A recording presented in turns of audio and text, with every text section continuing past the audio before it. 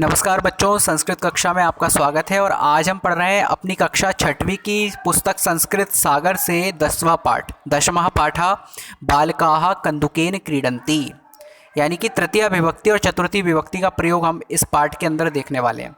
तो लिखा है, देखिए सबसे पहले समझिए।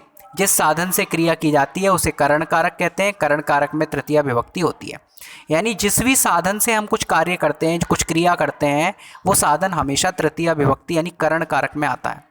जैसे अध्यापक चौक से लिखता है, अध्यापक चौक के द्वारा लिखता है। दोनों तरीकों में से हम किसी भी तरीके से बोल सकते हैं। बच्चे गेंद से खेलते हैं, बच्चे गेंद के द्वारा खेलते हैं। छात्र कलम से लिखता है, छात्र कलम के द्वारा लिखता है। तो चाहे से लगा लो, चाहे के द्वारा लगा लो। तो ये जो साधन है जिसके द्वारा कोई कार्य किया जा रहा है, राम बाण से रावण को मारते हैं तो बाण साधन है। अध्यापक चौक से लिखते हैं तो चौक साधन है। बच्चे पेन से लिखते हैं तो पेन साधन है। बच्चे गेंद से खेलते हैं तो गेंद साधन है। तो जो भी साधन होता है वो तृतीया विभक्ति में आता है। ये हमने क्लियर कर लिया। नीचे लिखा है, कर्ता जिसके लिए क्रिया करता है या जिसे कुछ देता है उसे संप्रदान कारक कहते हैं। संप्रदान कारक में चतुर्थी विभक्ति होती है। यहाँ दोनों विभक्तियाँ हमें पढ़नी है, यानी कि अब चतुर्थी विभक्ति को और देख ले। तो चतुर्थी विभक्ति क्या है कि जिसके लिए कोई कार्य किया जाए, जिसको कुछ दिया जाए, जिसके लिए कुछ अर्पण किया जाए, वो संप्रदान कारक में आता है। और संप्रदान कारक में चतुर्थी विभक्ति होती है। नमस्कार किया जाए किसी के लिए, वो भी चतुर्थी विभक्ति में आएगा। भले यहाँ पे हमें को दिखाई दे सकता है, को का चिन्ह, जैसे माता बच्चे को दूध देती हैं, लेकिन बच्चा कर्म कारक में नहीं आएगा। को भले ही कर्म कारक का चिन्ह है, लेकिन फिर भी बच्चा जो है वो किस में आएगा? संप्रदान कारक यानी चतुर्थी विभक्ति में, क्योंकि उसके लिए कुछ किया जा रहा है। अब चलिए नीचे कुछ वाक्य दिए, उनको हम देख लेते हैं। चित्र दिया, सबसे पहले तृतीया विभक्ति के वाक्य देखेंगे, उसके बाद हम चतुर्थी विभक्ति के वाक्य देखेंगे। तो सबसे पहले तृतीया विभक्ति के 3 चित्र और 3 वाक्य हैं। बालकाः कन्दुकेन क्रीडन्ति, बच्चे गेंद के द्वारा खेलते हैं। तो गेंद में तृतीया विभक्ति, कंदुक में तृतीया विभक्ति लगी। बालकाः कन्दुकेन क्रीडन्ति। दूसरा चित्र दिया है, ते नौकया जल विहारम कुर्वन्ति, वे नाव से जल विहार करते हैं। तो नौका आकारांत स्त्रीलिंग शब्द है, और आकारांत स्त्रीलिंग शब्द की तृतीया विभक्ति में बड़े आ का स्वर हटके या लग जाता है। ते नौकया जल विहारम कुर्वन्ति, वे नाव से जल विहार करते हैं।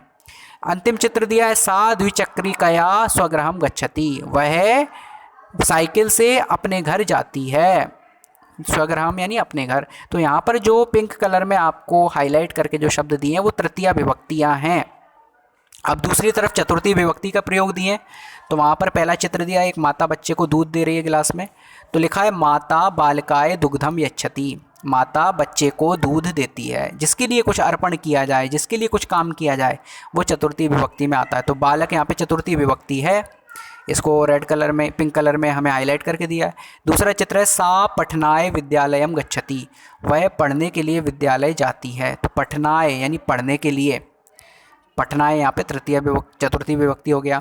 इसके बाद अंतिम चित्र दिया है, आचार्याः छात्रेभ्यः पारितोषिकानि वितरति, आचार्य छात्रों को पारितोषिक यानी इनाम वितरित करते हैं। तो यहाँ पे छात्रों के लिए कर रहे हैं, तो छात्रेभ्यः बहुवचन, छात्र का चतुर्थी का बहुवचन आ गया, छात्रेभ्यः।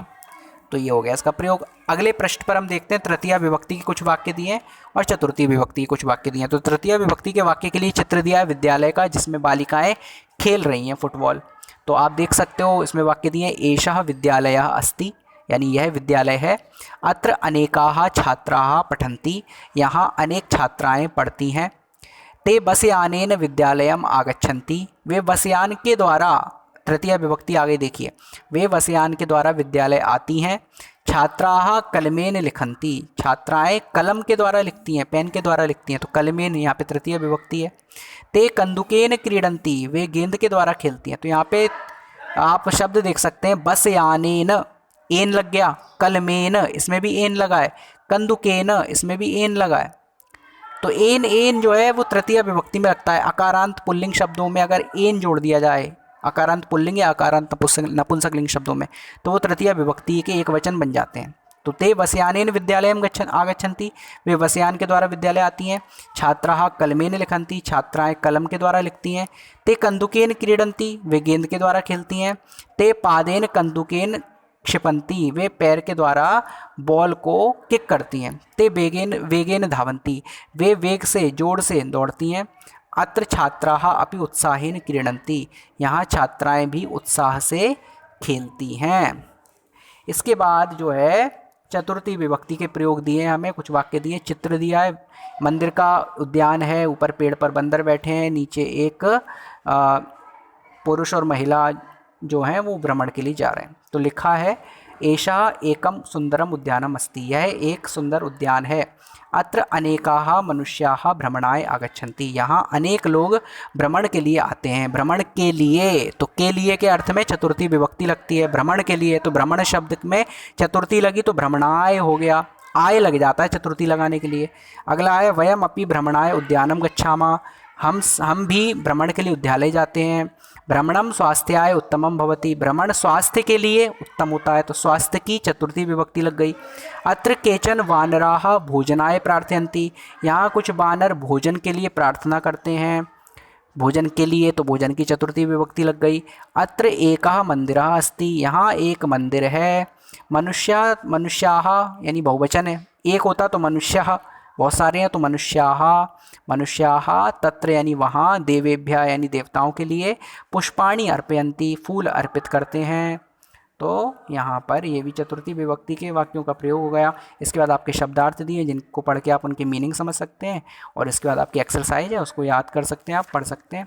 वहाँ पे तृतीय और चतुर्थी विभक्ति के रूप में एक्सरसाइज दी है, उनको फिल करने से हमें तृतीय और चतुर्थी विभक्ति अच्छे से समझ में आ जाएगी। इस प्रकार से आपका ये पाठ यहाँ पर संपूर्ण होता है। बहुत बहुत धन्यवाद।